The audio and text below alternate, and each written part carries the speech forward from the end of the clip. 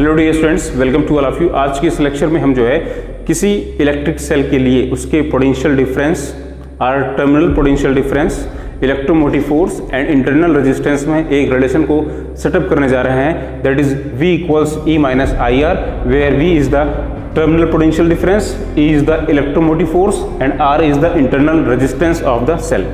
Dear students, note it down that the electromotive force is the characteristic property of a cell. किसी भी cell की अपनी एक अभिलाक्षणिक गुणधर्म या प्रॉपर्टी होती है उसका electromotive force, which one is constant in value. Electromotive force की वैल्यू कांस्टेंट होती है, whereas the terminal potential difference decreases continuously as we flow the electric current in the circuit.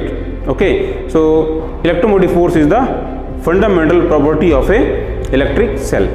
Now let's prove this one well known relationship. Dear students, just see in the diagram, हमने यहाँ पे एक electric cell को दिखाया हुआ है जिसका electromotive force capital E है। इस सेल को एक रजिस्टर कैपिटल R और एक एमीटर A एक कैपिटल के की से हमने जोड़ दिया है, कनेक्ट कर दिया है। ओके, नाउ प्लेट्स के बीच में हमने एक जो है पोटेंशियल डिफरेंस को मेजर करने के लिए एक वोल्ट मीटर V को प्लेस कर रखा है। अब आइए जरा देखते हैं, यदि इस सर्किट में सेल स्मॉल q चार्ज को t टाइम में फ्लो कराए, ठीक है, देन टोटल जो वर्क करना पड़ेगा, that is net work done in the flow of the q coulomb of charge in the circuit in t interval of time can be given as W net equals EMF of the cell, that is electromotive force of the cell into charge flown, that is capital E into Q. Capital E यहाँ पे electric field नहीं है, यहाँ पे cell का electromotive force है। अगर यहाँ पे हम वेक्टर को यूज करेंगे, वेक्टर साइन को, उस केस में ही ये इलेक्ट्रिक फील्ड कहलाएगा। So E means electromotive force into Q, that is Q equals IT, so net work done equals EIT। Now cell ने इलेक्ट्रिक चार्ज को फ्लो कराया है एक्सटर्नल सर्किट में एंड इंटरनल सर्किट में। तो एक काम करते हैं, इंटरनल एंड एक्सटर्नल दोनों से ही सर्किट्स में किए गए वर्क को इंडिविजुअली फाइंड आउट कर लेते हैं। आइए बात कर लेते हैं एक्सटर्नल सर्किट के लिए। देखिए, एक्सटर्नल सर्किट में रजिस्टर कैपिटल R लगा हुआ है और जिसके बीच में देखिए एक पोटेंशियल डिफरेंस कैपिटल V है। So work done in the external circuit for resistor capital R can be given as W external equals VIT। यहाँ पे हम जो है रजिस्टर के बीच में जो डिफरेंस है पोटेंशियल का V, उसको यूज करेंगे। सो W external equals VIT। Okay, now find out the work done in the flow of electric charge in the internal circuit. Work done in the internal circuit can be given as W internal equals I square RT, where R is the internal resistance।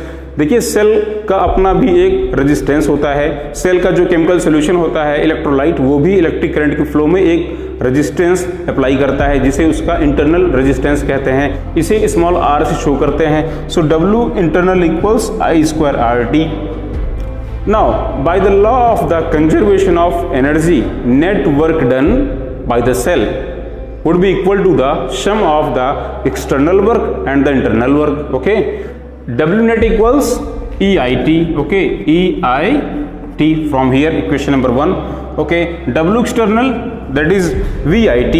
Okay, so place the VIT plus W internal, that is how much? I square RT. So I square small r t.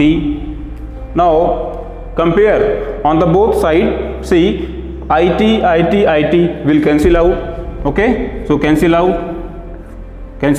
that is E equals V plus small I into small r, or you can say V equals E minus I R. This one is the relation between the terminal potential difference, the electromotive force and internal resistance of the cell. So V equals E minus IR, hence proved. Now if we look at the formula V equals E minus IR, what is the result?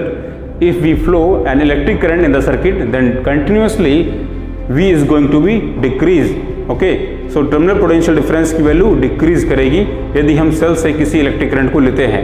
Okay, so always remember that the electromotive force is the characteristic property of the cell which is constant throughout, but the terminal potential difference is dependent on the amount of current flown.